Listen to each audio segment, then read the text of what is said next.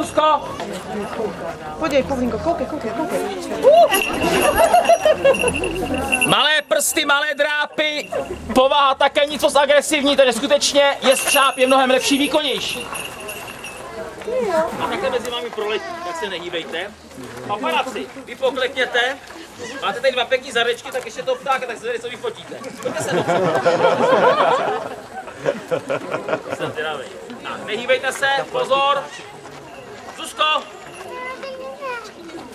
Teď! Co tam máte?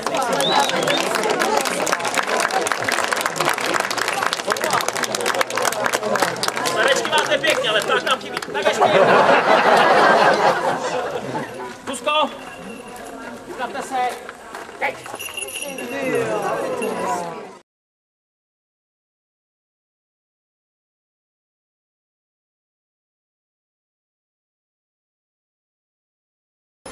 A první skok, kterou vidíte, je jeden z největších puštíků.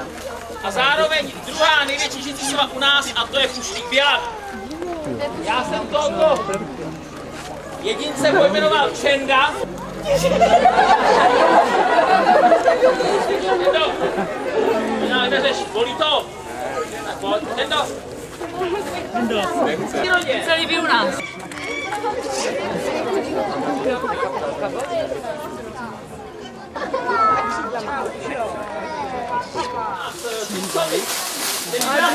Mají spojité pouze to, že se tím masem a také potom upadá jinak se mnohé věci vyšší. Velká kulatá hlava, velké kulaté středohlavy prosazené oči, krátký, malý, hned hákovitě zahnutý zobák, kolem očí a kožené zobářka takové srpůzkorazvaný závoj a navíc většina sof i peří prosté prsty. To bude normálně hodné. Pojď, musí to spačit přepravce. Největší orel Evropy, pojďte první, je skutečně považován orel mořský.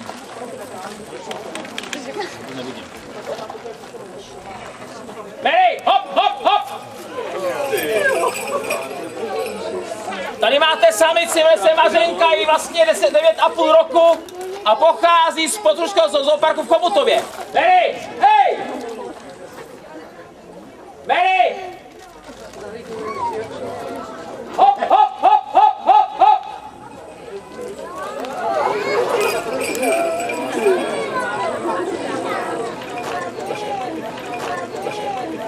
Mládí, tmavohnědý až černý zobák, hnědé oko. Až teprve dospělý v 5 letech, barva peří hnědá, hlava světlejší, zobák, okolo zobí žluté a hlavně nápadně bílý ocas, bílý lídová. Další. Libore, volej! Samice vždycky o 1/3 větší než samec a v plné kondici může vážit až 6 kg. Mary! Mary! Rozpětí křídel 2,5 metru. Hop, hop, hop, hop! Potravu tvoří ryby. Dále ptáci a savci žijící kolem vod. Jděte sem za mnou. Klobouk sokolnictví význam nemá. Tak jdeme na druhou stranu.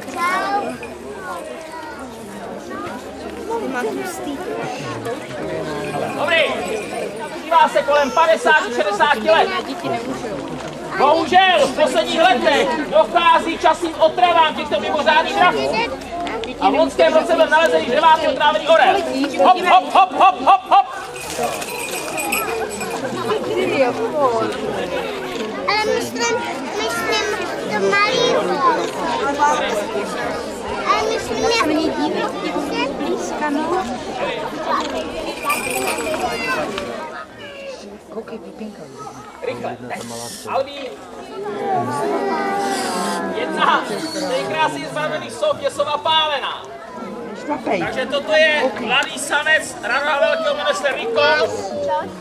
Jsou mu 4 měsíce a pochází z bělohodku od Pavla Palackého z Prahy.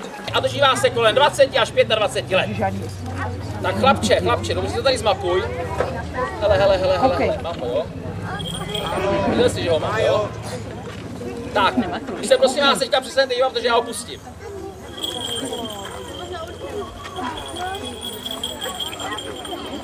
Jak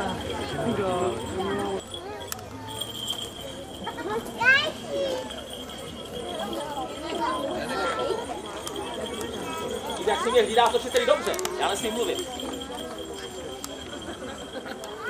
Rico, hej a hej! Hop, šáša, hop!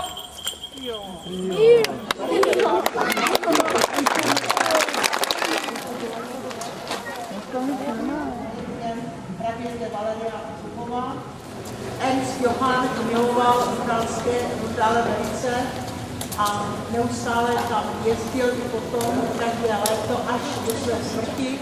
A v souvislosti s tím šel do Brundalského paláce, kde byl Raspberryho těch částí ústředního bloku paláce Brundale.